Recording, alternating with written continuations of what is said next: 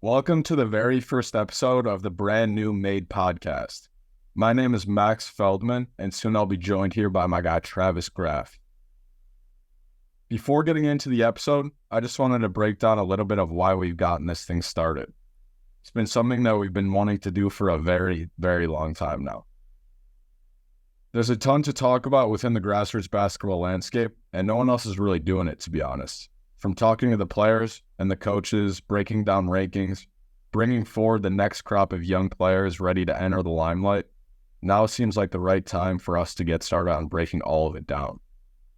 We get to see these guys each step of the way in their development, and we're looking forward to giving a lens into what we're doing and what we're seeing. Thank you guys for tuning in here. Excited to get it going here. I'm here with my guy Travis Graf, who could be due for an early exit at any moment here with the baby on the way. But for now, looking forward to getting into a little bit. Thank you for hopping on, Travis. Yeah, no problem. Got a class of 2042 point guard on the way. He's already 10 pounds, 9 ounces, what they said he was. So, oh man, could be looking at a left tackle there, to be honest. Yeah, I think he's more football future than basketball, but yeah. But yeah, let's hop right into it. With the summer coming to a close, got Peach Jam finished up like 2 weeks ago now. So now we got a chance to pretty much look back at the entire spring and summer. Obviously, a lot going down pretty much every weekend. So it's kind of nice to put the closing ties on that and look back at pretty much everything that's changed now. Starting with the class of 2024, that rising class.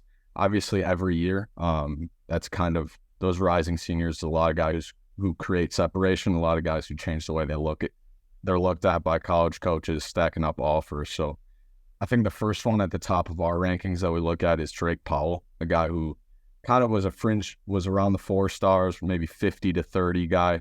And now I think he's probably a consensus top 15, top 12 guy. So what have you seen from Drake Powell this spring, summer that you think's put him in that territory?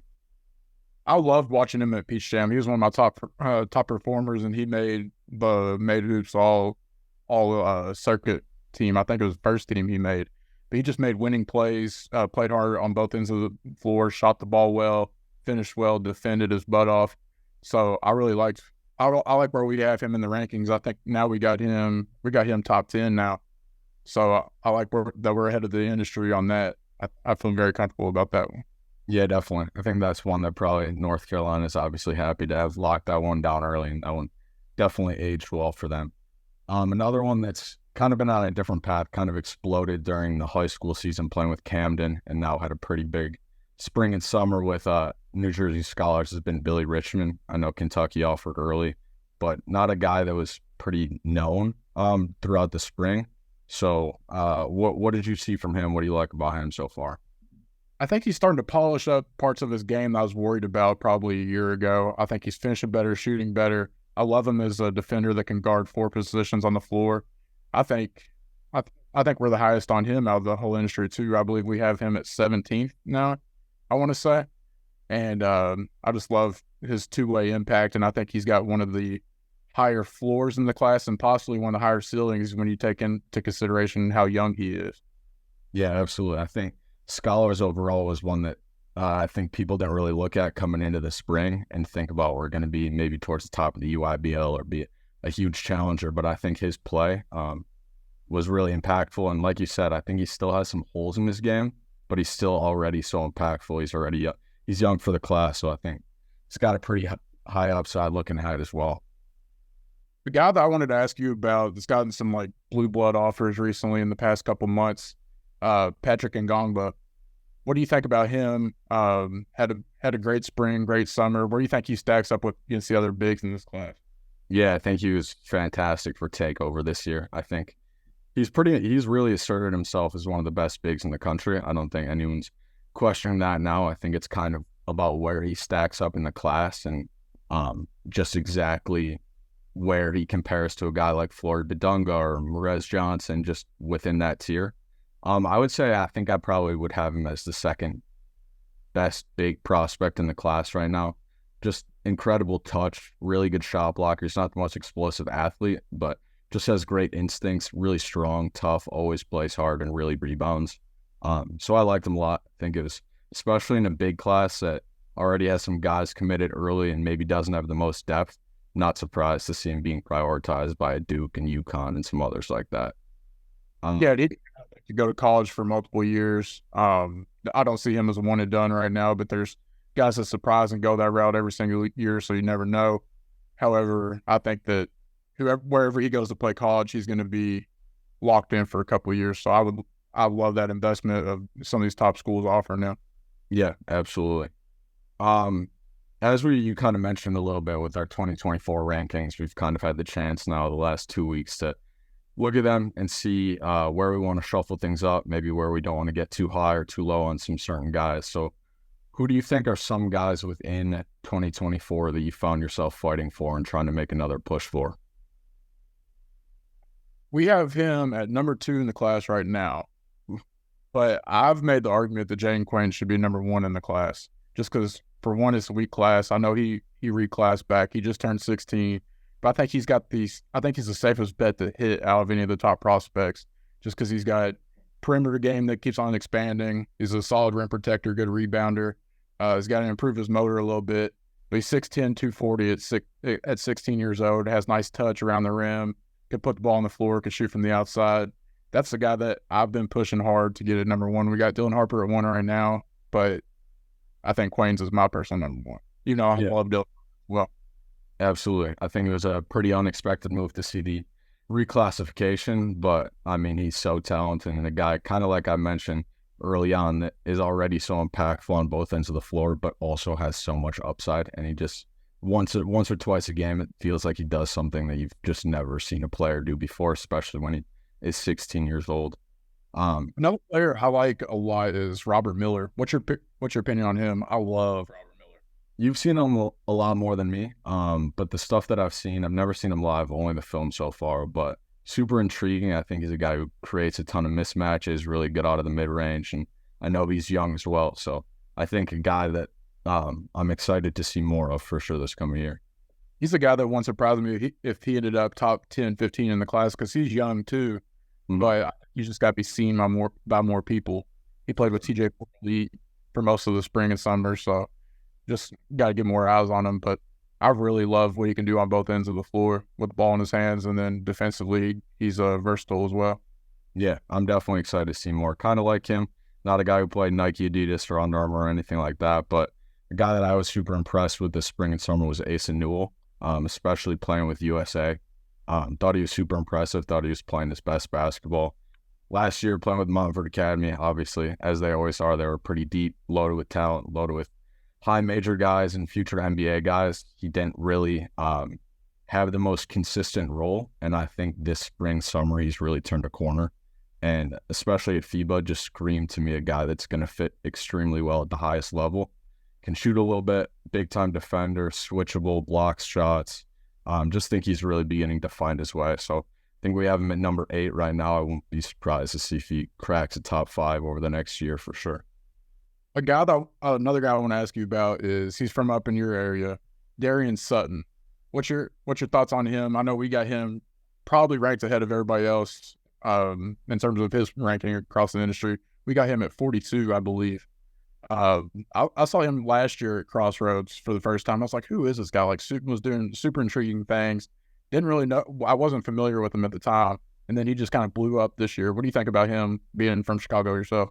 Yeah, monster spring. Saw him really early on and was pretty surprised to see him with Young and Reckless. Didn't know that was happening, but put together a monster spring. Like, matched up to start the spring, was playing against some guys that maybe people didn't know about as much, but and dominated there. And then at Run and Slam this past in Fort Wayne in the spring, played up against some big-time national guys like Floyd Badonga and a bunch of other big-time teams from all 3 shoe circuits, and was dominant once again.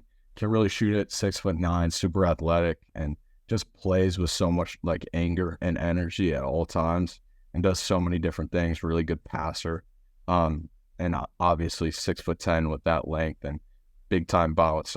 There's a lot to be excited about. I'm interested to see, obviously joined Overtime Elite, so interested to see how his development goes. But yeah, ton of upside for sure. Guy that I like upside-wise, that's really started to get a lot of top offers over the past couple weeks. I know we got a Virginia offer. You got some more over the last probably 10 days. Is David Punch out of Texas. I love his motor. Love what he can do on both sides of the ball. I think he's got the ability to stretch the floor long term. Plays hard on every possession. You know what you're gonna get out of him. I just really like the floor that he has as a prospect, and I think he's blown up. I know we got him top 100 now, and he wasn't ranked going into the spring. So yeah, absolutely. I think it's been interesting to hear college coaches talk about a guy like him, a guy like we talked about earlier with the Drive Nation team that many didn't expect to be challenging and winning a lot of games, but him, Trav Johnson, and a few other of those guys were really impressive. And now, obviously, David Punch stacking up high major offers, and I know coaches are excited about him as a mismatch guy, a guy who really rebounds it, and maybe is beginning to show signs of really shooting the ball at pretty good size, 6'7", 6'8". So I think that's a good one for sure. I think another guy for me, one guy that I saw also a run and slam, a guy who's super impressive, first time seeing up close and personal, was Colin White, playing alongside Florida Badunga, Travis Perry with that Indiana elite group that's as good as any AAU team I saw this spring or summer. Didn't know much about him at all, and isn't a guy who's going to take a lot of shots or take on a lot of usage, but was super impressive just with his rebounding, his shooting, his cutting, his basketball smarts on both ends of the floor. So I think now he's got Northwestern, got Ohio State, so I think he's a guy that could continue to rise. I know we have him, I think, in the top 85, so he's a guy I'm excited to see more of, and I think he's a guy that could continue to stack up some Big 10, Big 12 offers.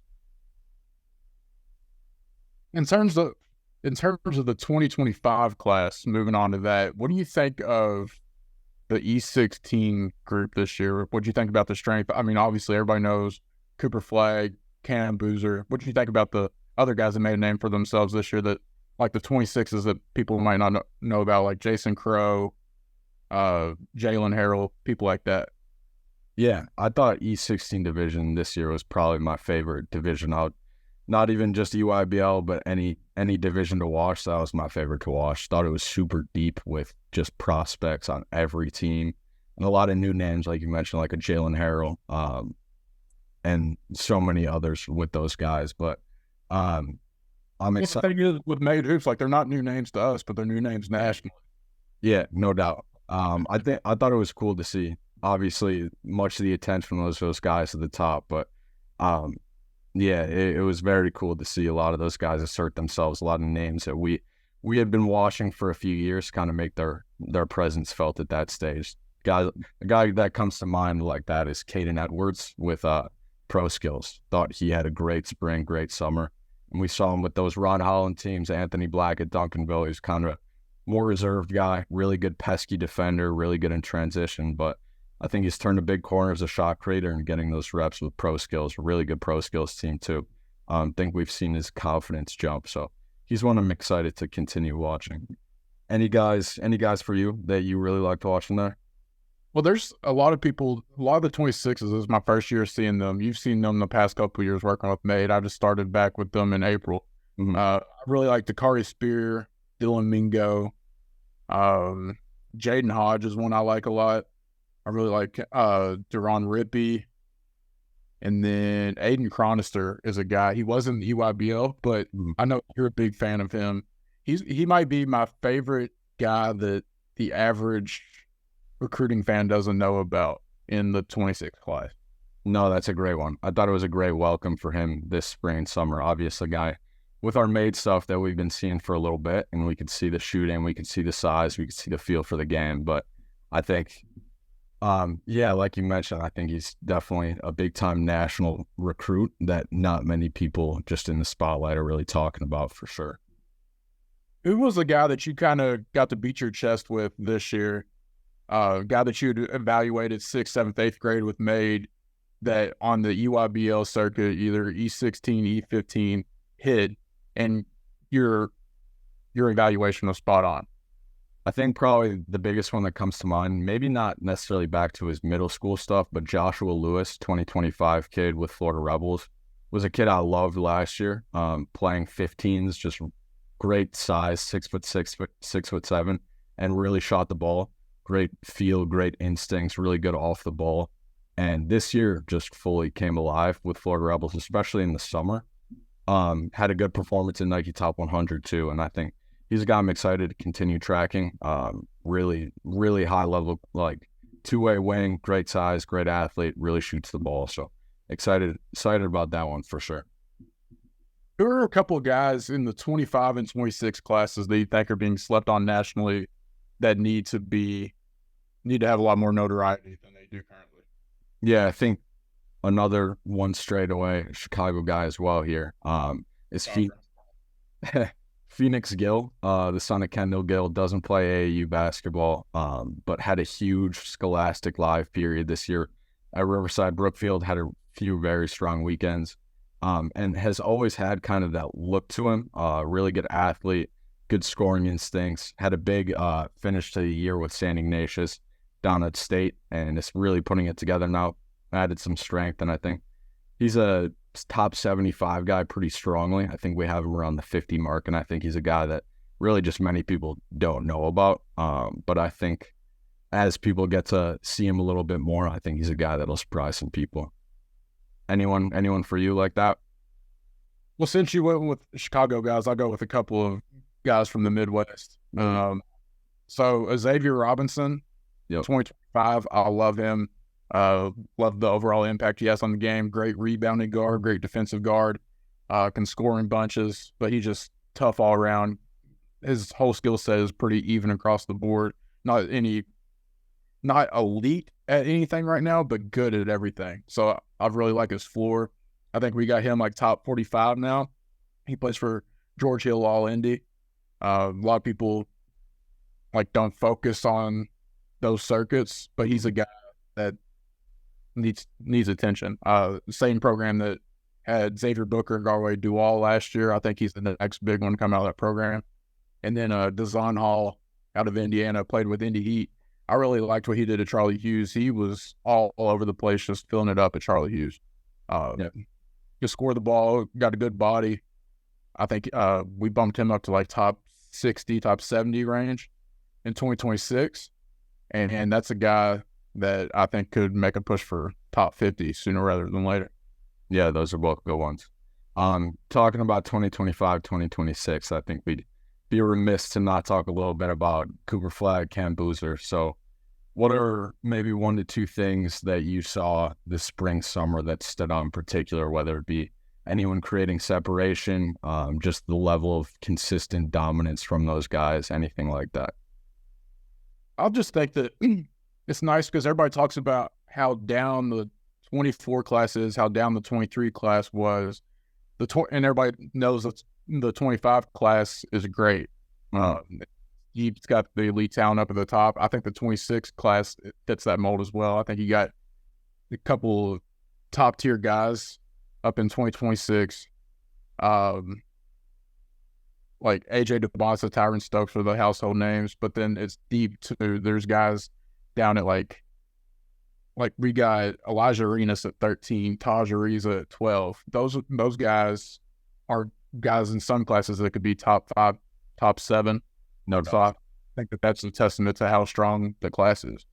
Yeah, no doubt. I'm with you. I think we're talking about guys that showed out on our made stuff the last few years. I think Tyron Stokes and AJ DeBonsa are the prime examples of guys that we've been talking about for years, and now everyone's talking about them.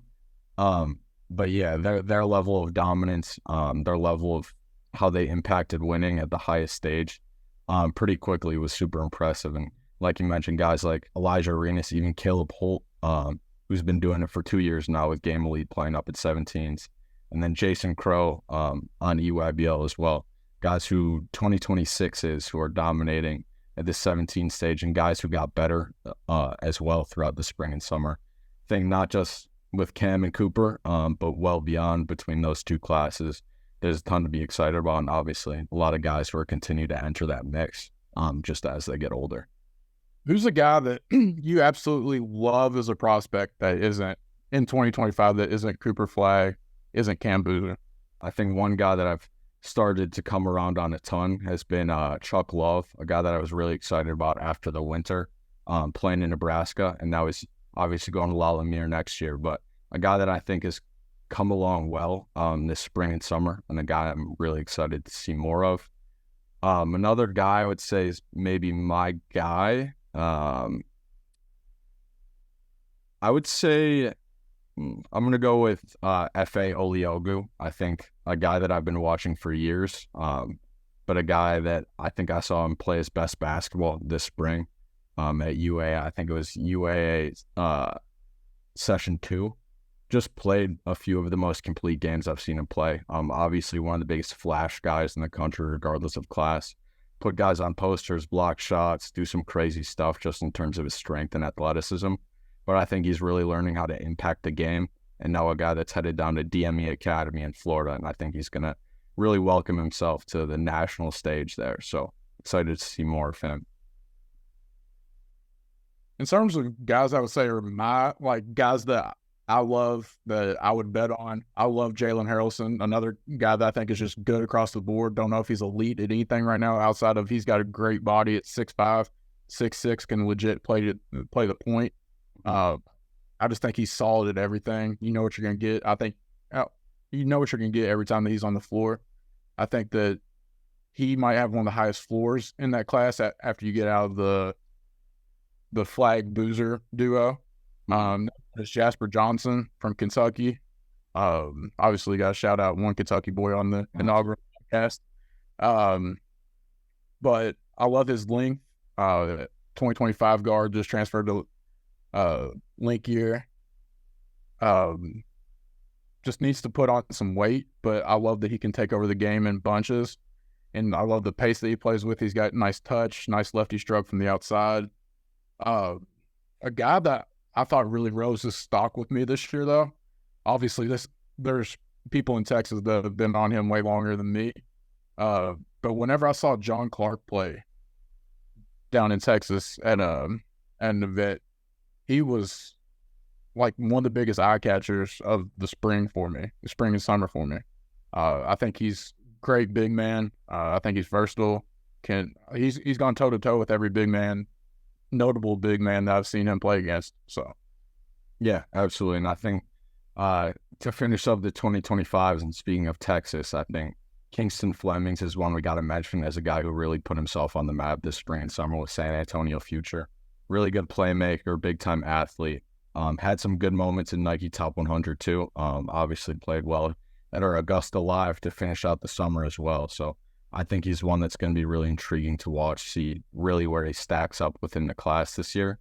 And then the other one, with another Midwest guy, I think we got to mention the family's Darius Acuff, a guy who really came from being unranked. Not a lot of people know about him, and I think he's pretty squarely in the mix as the top guard in 2025 now.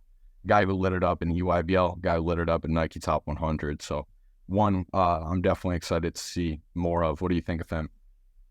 First time I got to watch him was at the Made Hoops Midwest Mania event back in the spring. And I was like, who is this kid? Like, I've never seen him. Like, honestly, hadn't heard of him until that time.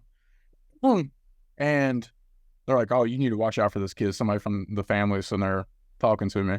They're like, he's next. I was like, and I believed it like 5 minutes into the game. I was like, we got to get this kid in the rankings next week, Max. This has got to happen. So, I know you're on board. You were all on board with that ranking. And then you kind of pushed to get him higher and higher as the summer went on. And I think he's in that. He might have an argument for the best point guard in the class, honestly. Yeah, absolutely. I think he's going to be an interesting evaluation moving forward, but I think the level of production, playmaking, scoring, punch this year on UIBL Nike Top 100, it was hard. He's a pretty easy argument to get into the top 15, I think. But moving down a little bit, finished out a couple weeks ago along with Peach Jam. I know you weren't there for most of the eighth finale stuff, but eighth finale every year is a really good look at, like we mentioned, guys like AJ DeBots, the Tyrant Stokes. These guys year in and year out are playing at eighth finale. No one really knows about him yet on the national stage, and probably a few months later, every year that people are starting to talk about him. So a few guys that stood out there for me, just quickly, for Team United, team that grabbed the championship on ESPNU. Their MVP was King Gibson, 6'3", 6'4" guard, super athletic, headed to play at the Burlington School in North Carolina this coming year. A guy I think who's going to make an impact pretty quickly there. Played at the E15 level at Team United too and put up double-digit points per game. So excited to see more of him. And I think he's a guy that people are going to start hearing his name again pretty soon here. Anything you like about any of those guys or that you've seen so far? I didn't. I came in late in the game this year of the Hoop Circus. I wasn't able to watch nearly as much middle school ball as you did. I watched a few games, but I was mostly doing high school coverage. I was wanting to ask you though, the one kid I did see, what do you think about Lincoln Cosby?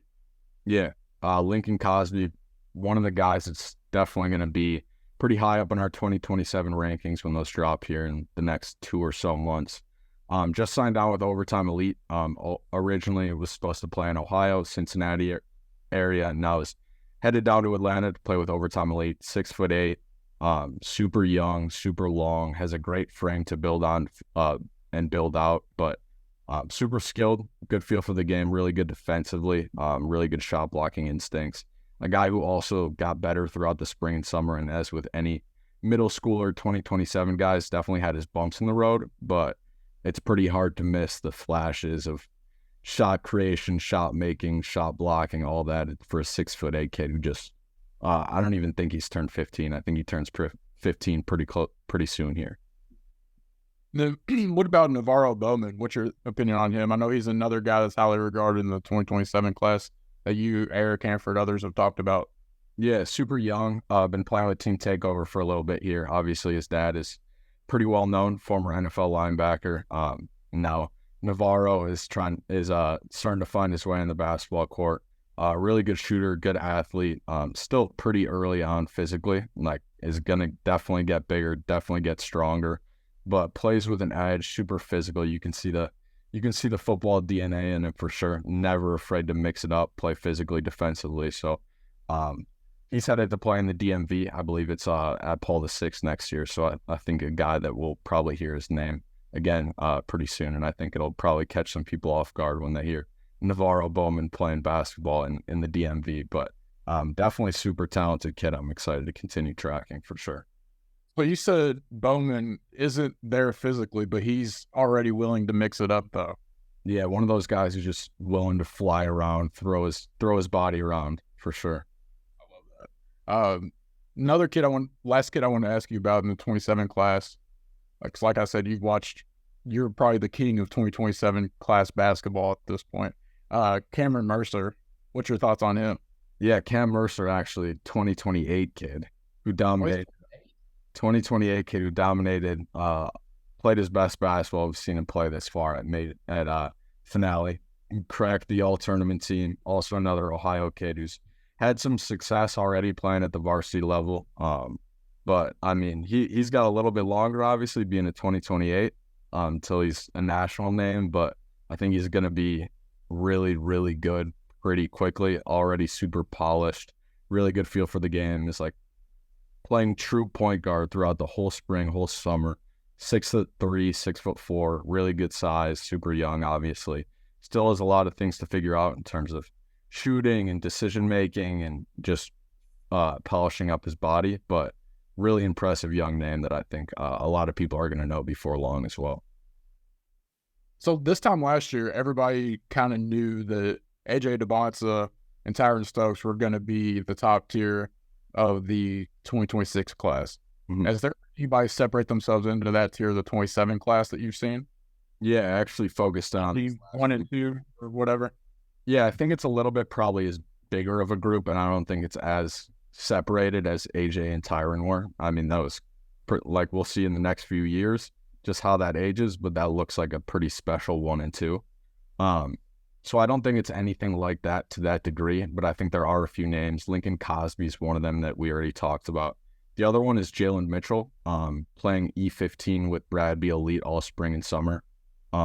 Was probably their second or third most impactful player. 6'7", 6'6" wing out of Indiana.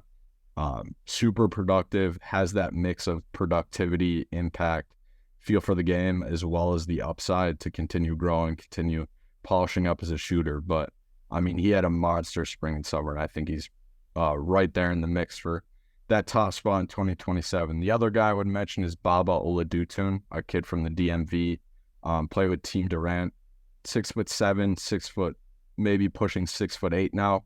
More of an upside guy, maybe not as ready to impact winning, but can really shoot it. 6'7", good defender, has some smarts, and has really polished up as a handler this year. So a guy that I'm definitely excited to see more of pretty soon here. But yeah, definitely excited to get more into the 2027 stuff, debut those rankings in the next few months here. But before that, looking ahead to the high school season, just wanted to, obviously right now, a lot of transfers going on, a lot of guys finding their place, and teams are still building out the rosters. But are there any teams for you that you're excited to see this coming high school season, whether it be the roster just coming into shape or some old names just getting better? I mean, it's kind of to answer that, it's kind of answer to both of those questions. With Link Academy, I'm curious to see how does the backcourt mesh where you've got Jasper Johnson, LeBaron Filan, Trey Johnson, and then you have Aaron Rowe that's been there already. How are those four going to play together? How's that going to look? Because if it comes together and if they're a cohesive unit, they're going to be pretty dominant. Mm-hmm. But again, their name everybody knows, so everybody's going to be coming for them. So it's not like I'm talking about some high school program that's out of the blue. I'm just curious to see how all of these guys, which Link has done it in the past, how all these top guys at one or two positions is going to thrive. So that's what I'm looking forward to. Yeah, absolutely. That'll definitely be one that's interesting to track. And obviously a program pretty new that's just won every step of the way. So it'll be interesting to see how they continue to build upon that and intermix some new guys.